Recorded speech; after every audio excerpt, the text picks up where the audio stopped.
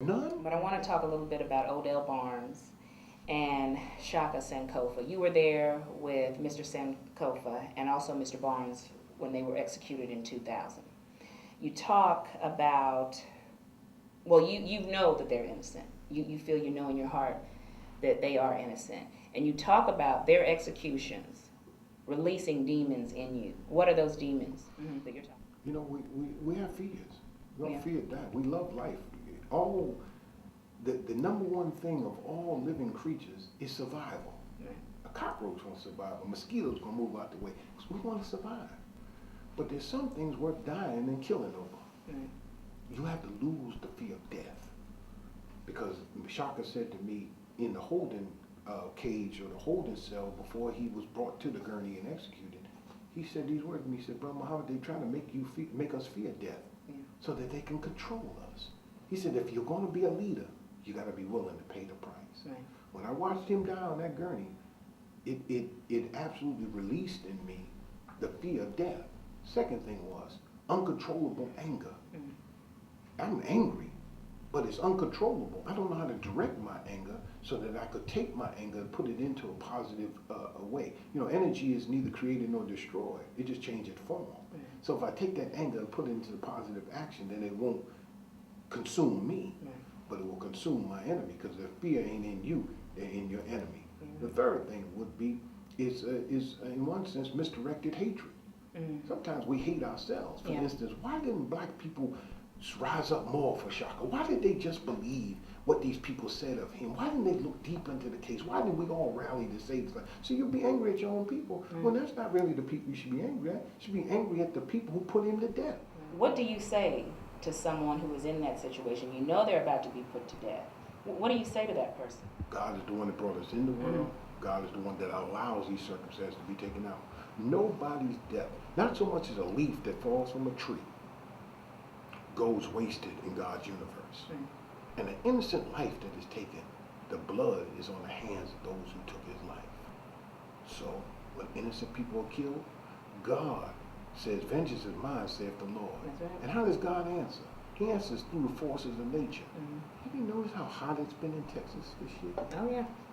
Well, do you think that that's a coincidence? Some people out there in your viewing on this may not believe in God, but I don't believe in coincidence. No, that's right. When you got a state that kills more people than the rest of the country and any other state in the union, and some of those people are innocent.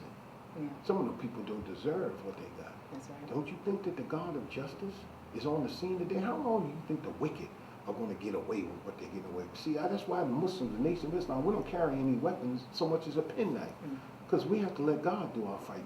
So I tell you, sister, like it is, keep watching the weather. Some people say, keep the eyes on the prize. I said, no, keep your eyes on the skies. What are your feelings after you fought so hard for a cause and to see it not go in your favor? Does that make you fight harder? Or what are your feelings? You let go and you let God. I fasted for 30 days.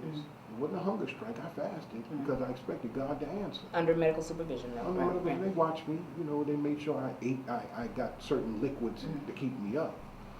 But at the end of the 30 days, then the other 10 were to kind of come off the fast.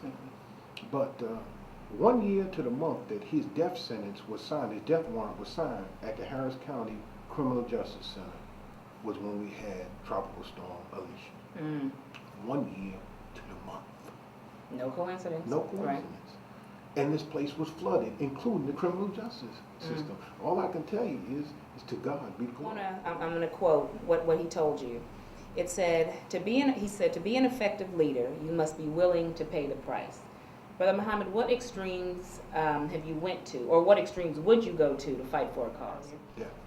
Even being a husband, having 4 children, That's why I had children. so they can continue? That's my bid for immortality. Okay. Death. That's And I don't mind, they can lock me up the rest of my life. I don't know how much longer I got. No. Well, they can take everything from me. It's theirs anyway.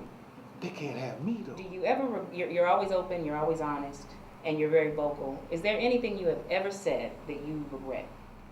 I have no regrets because I've said what I believed at that time. That's not to say that I was not wrong, but I believed what I was saying at that time. But when I was a child, I thought, acted, I spoke like a child. But now that I'm a man, I got to put away childish things. Mr. Farrakhan said to me, brother, I don't want you focusing on narrow things.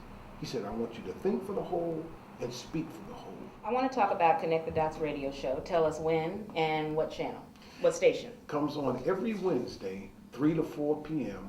on KPFT 90.1 FM or www.kpft.org if you're listening to us on the World Wide Web. I want to thank you, Brother Muhammad, for joining us today. I want to thank you for your honesty, and I want to thank you for your openness. So I thank you for your time. And I want to thank the viewers, and until next time, have a great day.